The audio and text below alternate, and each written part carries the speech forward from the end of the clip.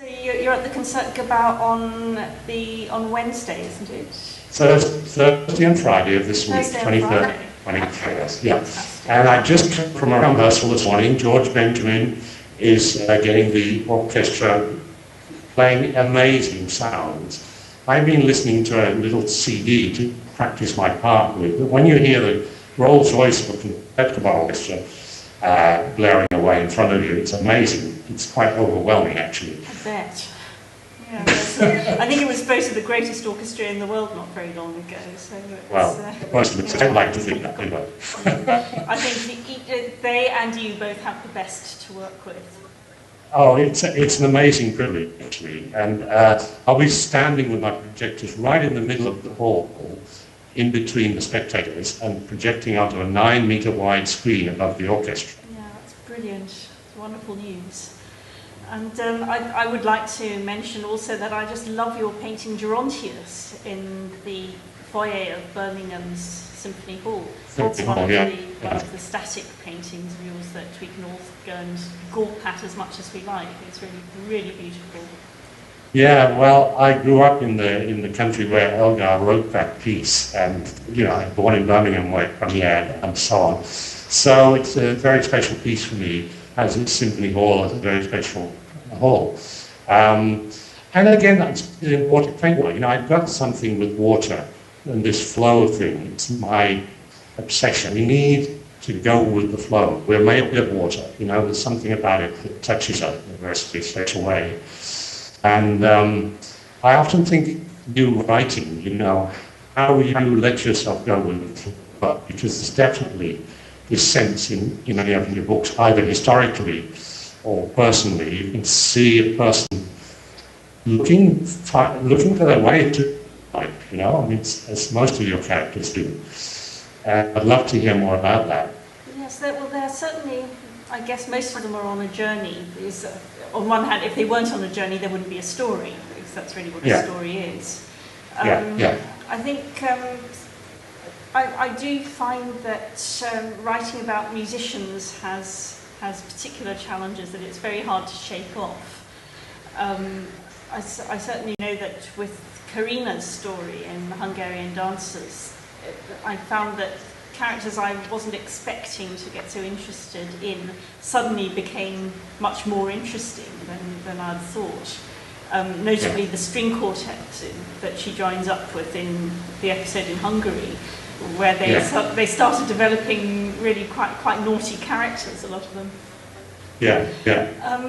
I guess the thing that really astonished me about writing Hungarian Dancers was that there was something quite deep in myself that I wanted to communicate, and I couldn't quite articulate what it was or why I wanted to communicate it.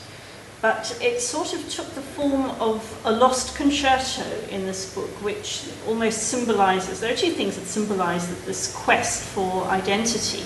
And one is the lost concerto, the other is Karina's grandmother's missing Amati violin.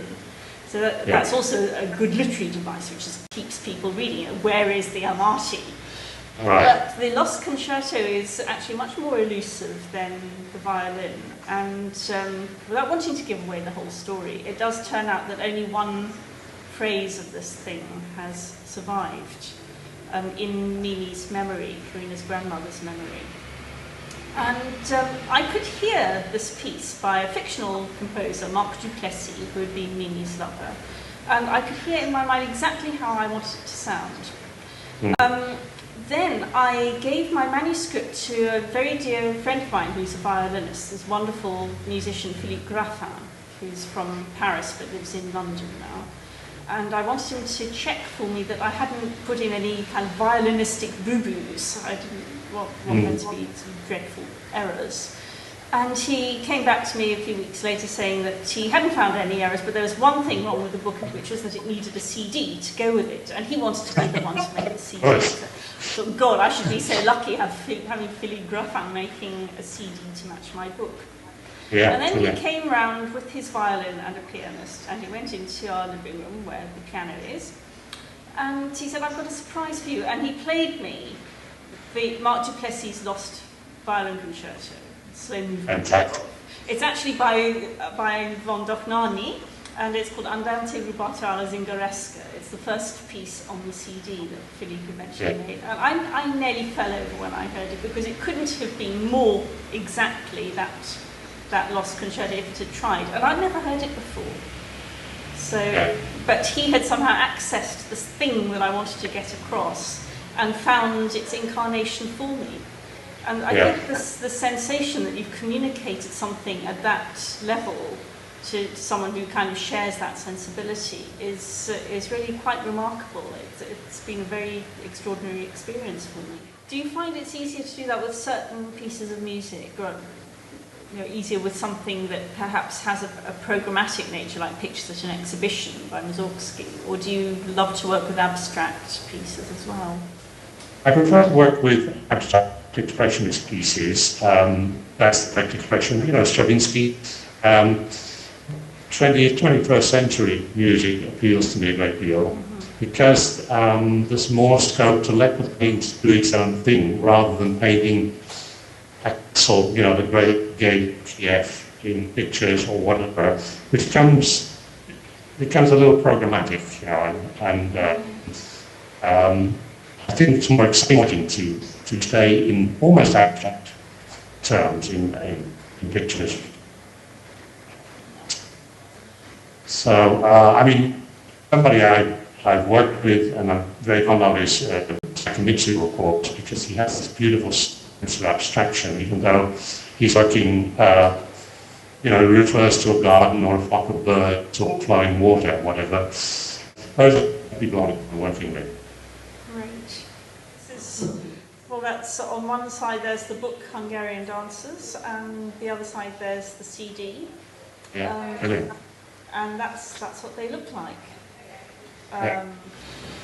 Good. Norman, thank you so much for talking to me today. It's been a real pleasure. Thank you, Jessica. Yes.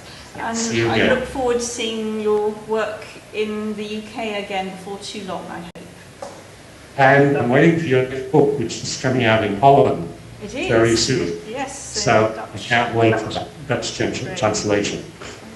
Still the stemmer, Floyd. There's still the stemmen. I can't speak. Still the stemmer, yeah. Yeah, thank you, Jessica. See you soon.